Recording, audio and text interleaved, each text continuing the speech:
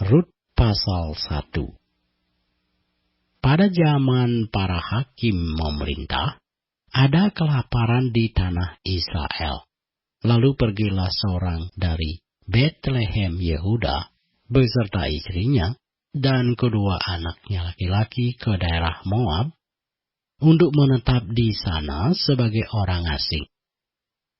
Nama orang itu ialah Elimelek. Nama istrinya Naomi.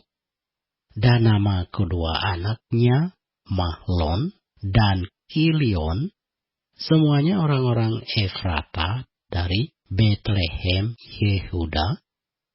Dan setelah sampai ke daerah Moab, diamlah mereka di sana. Kemudian matilah Elimelek, suami Naomi, sehingga perempuan itu tertinggal dengan kedua anaknya. Keduanya mengambil perempuan Moab. Yang pertama bernama Orpa, yang kedua bernama Rut. Dan mereka diam di situ kira-kira 10 tahun lamanya. Lalu matilah juga keduanya, yakni Mahlon dan Kilion, sehingga perempuan itu kehilangan kedua anaknya dan suaminya.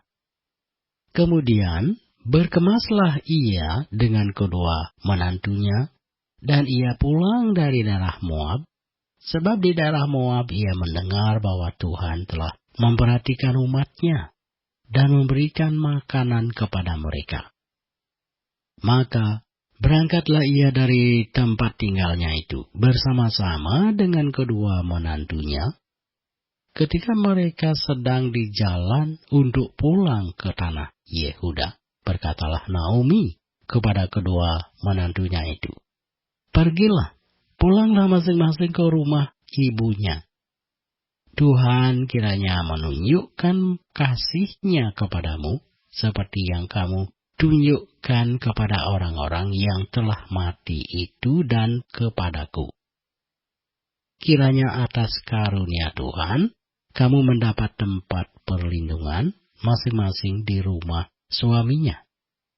Lalu diciumnyalah mereka. Tetapi mereka menangis dengan suara keras dan berkata kepadanya, "Tidak, kami ikut dengan engkau pulang kepada bangsamu." Tetapi Naomi berkata, "Pulanglah, anak-anakku. Mengapakah kamu turut dengan aku? Bukankah tidak akan ada lagi anak laki-laki yang kulahirkan untuk dijadikan suamimu nanti? Pulanglah, anak-anakku. Pergilah, sebab sudah terlalu tua aku untuk bersuami.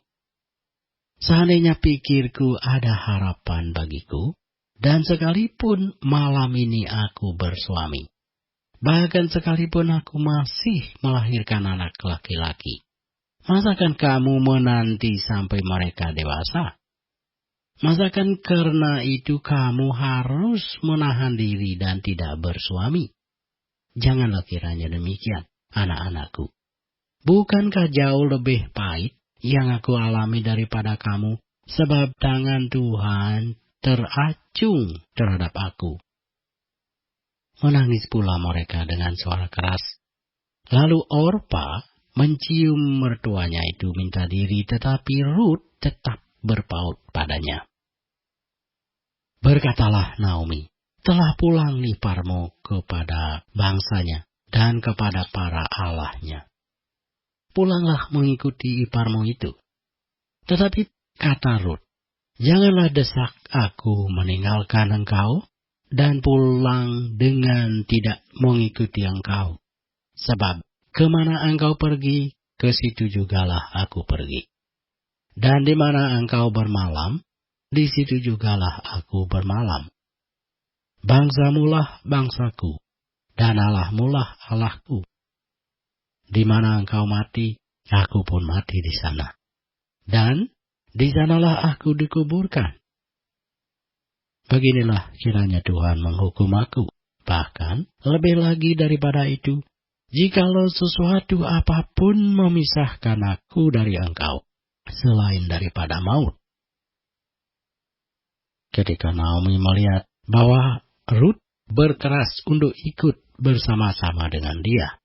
Berhentilah ia berkata-kata kepadanya. Dan berjalanlah keduanya sampai mereka tiba di Betlehem.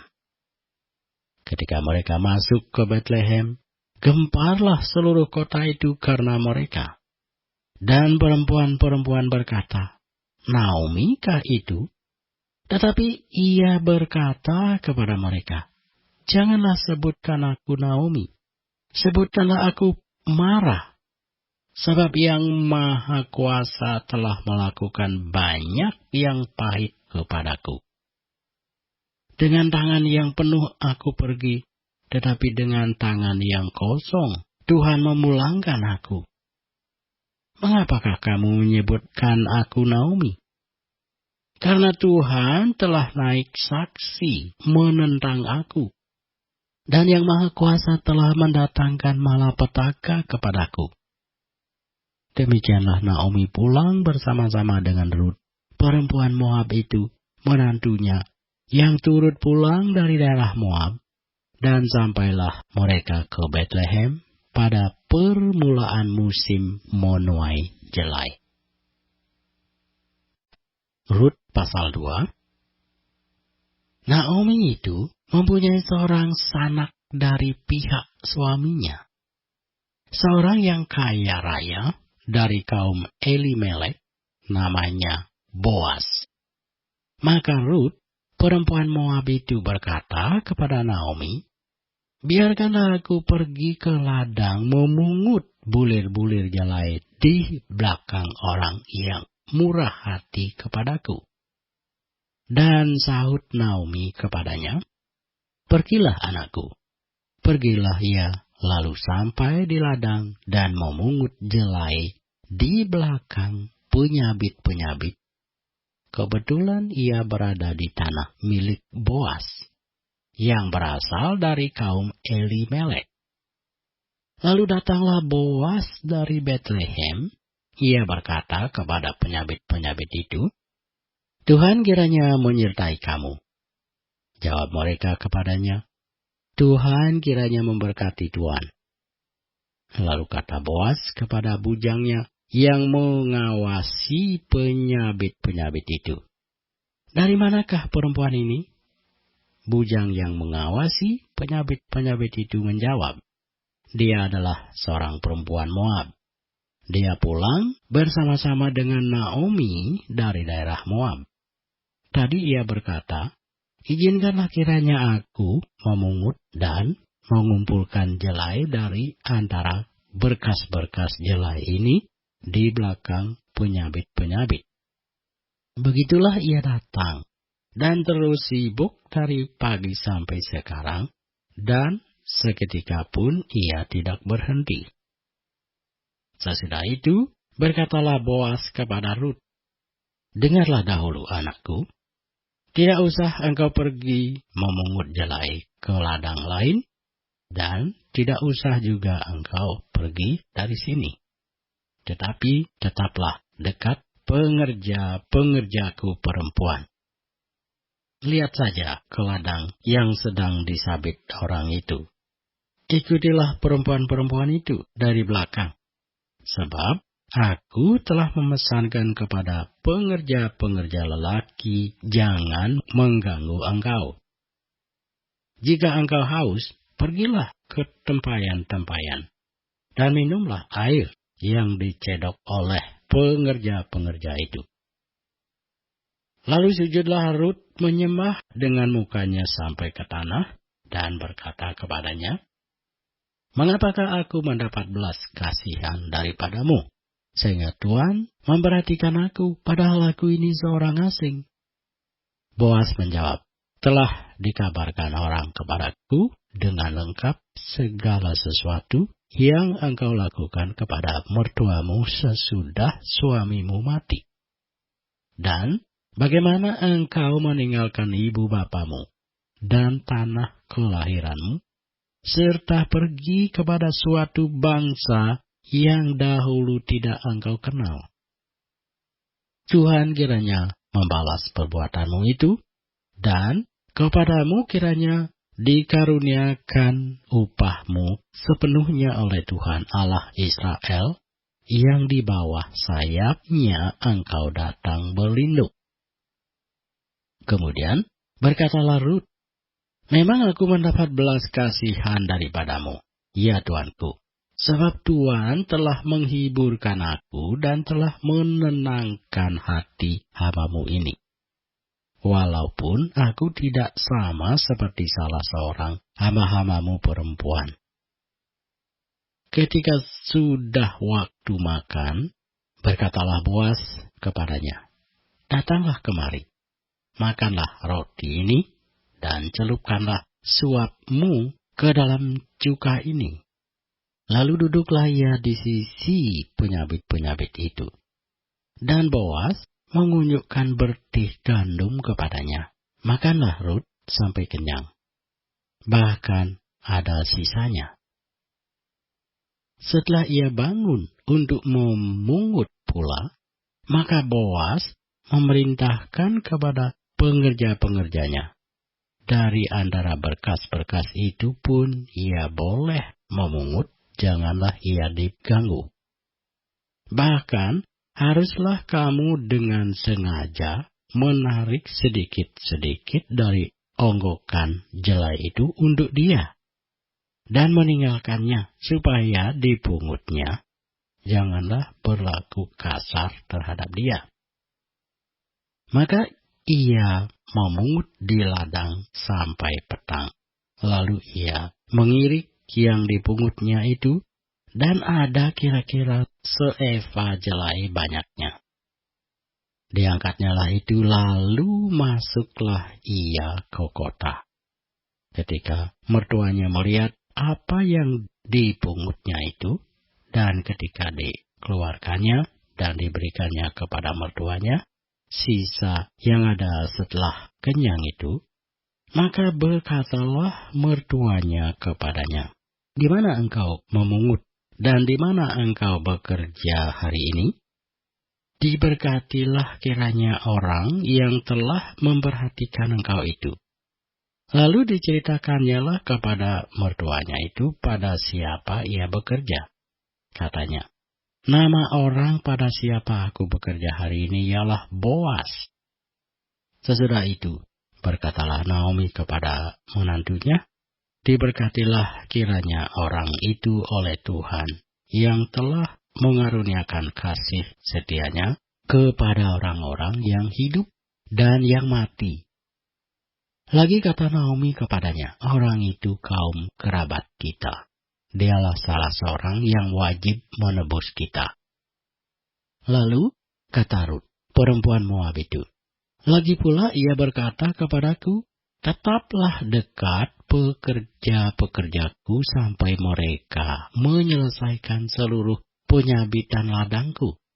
Lalu berkatalah Naomi kepada Rut, menantunya itu, ya anakku, sebaiknya engkau keluar bersama-sama dengan pengerja-pengerjanya perempuan, supaya engkau jangan disusahi orang di ladang lain. Demikianlah Rut tetap dekat pada pengerja-pengerja perempuan Boas untuk memungut sampai musim menuai jelai dan musim menuai gandum telah berakhir. Dan selama itu ia tinggal pada mertuanya. Rut pasal 3. Lalu Naomi mertuanya itu berkata kepadanya, anakku, apakah tidak ada baiknya jika aku mencari tempat perlindungan bagimu supaya engkau berbahagia? Maka sekarang bukankah Boas yang pengerja-pengerjanya perempuan telah kau temani itu adalah sanak kita? Dia pada malam ini menampi jelai di tempat pengirikan, maka mandilah dan beruraplah, pakailah pakaian bagusmu, dan pergilah ke tempat pengirikan itu. Tetapi janganlah engkau ketahuan kepada orang itu sebelum ia selesai makan dan minum. Jika ia membaringkan diri tidur, haruslah engkau perhatikan baik-baik tempat ia berbaring. Kemudian, datanglah dekat, singkapkanlah selimut dari kakinya dan berbaringlah di sana. Maka ia akan memberitahukan kepadamu apa yang harus kau lakukan. Lalu kata Rut kepadanya, segala yang engkau katakan itu akan kulakukan. Sesudah itu, pergilah ia ke tempat pengirikan dan dilakukannya tepat seperti yang diperintahkan mertuanya kepadanya. Setelah Boas habis makan dan minum, dan hatinya gembira, datanglah ia untuk membaringkan diri tidur pada ujung timbunan jala itu. Kemudian datanglah perempuan itu dekat dengan diam-diam, disingkapkannyalah selimut dari kaki Boas dan berbaringlah ia di situ. Pada waktu tengah malam, dengan terkejut terjagalah orang itu, lalu meraba-raba ke sekelilingnya, dan ternyata ada seorang perempuan berbaring di sebelah kakinya.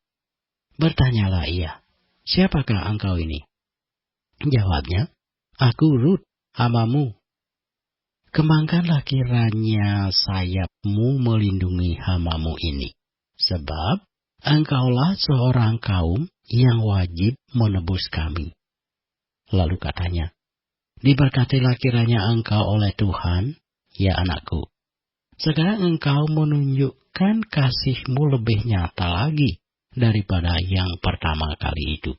Karena engkau tidak mengejar-ngejar orang-orang muda, baik yang miskin maupun yang kaya. Oleh sebab itu, anakku, janganlah takut. Segala yang kau katakan itu akan kulakukan kepadamu. Sebab setiap orang dalam kota kami tahu bahwa engkau seorang perempuan baik-baik. Maka sekarang, memang aku seorang kaum yang wajib menebus. Tetapi walaupun demikian, masih ada lagi seorang penebus yang lebih dekat daripadaku. Tinggallah di sini malam ini, dan besok pagi jika ia mau menebus engkau, baik biarlah ia menebus. Tetapi jika ia tidak suka menebus engkau, maka akulah yang akan menebus engkau, demi Tuhan yang hidup. Berbaring sajalah tidur sampai pagi. Jadi, berbaringlah ia tidur di sebelah kakinya sampai pagi, lalu bangunlah ia sebelum orang dapat kenal mengenal, sebab kata Boas, janganlah diketahui orang bahwa seorang perempuan datang ke tempat pengirikan. Lagi katanya, berikanlah selendang yang engkau pakai itu dan tadahkanlah itu. Lalu ditadahkannya selendang itu, kemudian ditakarnyalah 6 takar jelai ke dalam selendang itu. Sesudah itu, pergilah Boas ke kota. Setelah perempuan itu sampai kepada mertuanya, berkatalah mertuanya itu, bagaimana anakku? Lalu diceritakannya semua yang dilakukan orang itu kepadanya, serta berkata, yang 6 takar jelai ini diberikannya kepadaku. Sebab katanya engkau tidak boleh pulang kepada mertuamu dengan tangan hampa. Lalu kata mertuanya itu, duduk sajalah menanti anakku, sampai engkau mengetahui bagaimana kesudahan perkara itu. Sebab orang itu tidak akan berhenti sebelum diselesaikannya perkara itu pada hari ini juga. Rut pasal 4. Boas telah pergi ke pintu gerbang dan duduk di sana. Kebetulan, lewatlah penebus yang disebutkan Boas itu. Lalu berkatalah Boas, hai saudara, datanglah dahulu kemari. Duduklah di sini. Maka datanglah ia, lalu duduk. Kemudian, dipilihnyalah 10 orang dari para tua kota itu dan berkata, duduklah kamu di sini. Maka duduklah mereka, lalu berkatalah ia kepada penebus itu, tanah milik kepunyaan saudara kita Elimelek hendak dijual oleh Naomi, yang telah pulang dari daerah Moab.